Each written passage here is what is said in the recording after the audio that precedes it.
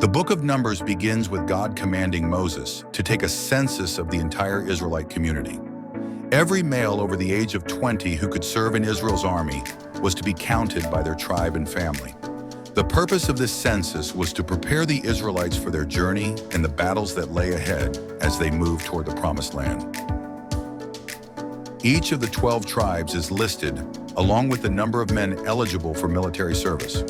The tribe of Judah is the largest, with 74,600 men, while the smallest is Manasseh, with 32,200.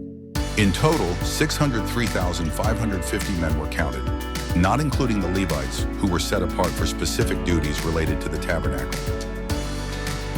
God instructed Moses on how the Israelites were to set up camp. The tabernacle, the dwelling place of God's presence, was at the center of the camp.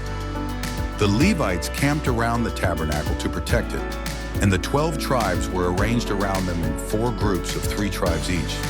Each group had its own banner and leader. This arrangement was not just practical, it symbolized the centrality of God in the life of the Israelite community. The orderly structure demonstrated that God is a God of order and that His presence should be the focal point of their lives. Unlike the other tribes, the Levites were not included in the military census. Instead, they were set apart to serve in the tabernacle. God claimed the Levites as His own, in place of the firstborn males of the Israelites, whom He had spared during the Passover in Egypt. The Levites were divided into 3 main clans: the Kohathites, the Gershonites, and the Merarites. Each clan was assigned specific responsibilities related to the tabernacle. The Kohathites were in charge of the most sacred objects, the Gershonites handled the curtains and coverings, and the Merarites were responsible for the frames and posts. As the Israelites journeyed through the wilderness, the tabernacle had to be dismantled, transported, and reassembled at each new camp.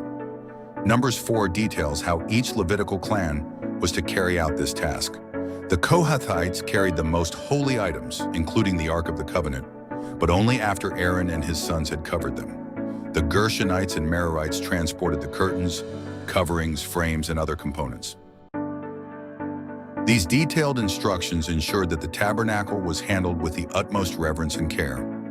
The holiness of God required that everything related to His dwelling place be treated with respect and precision.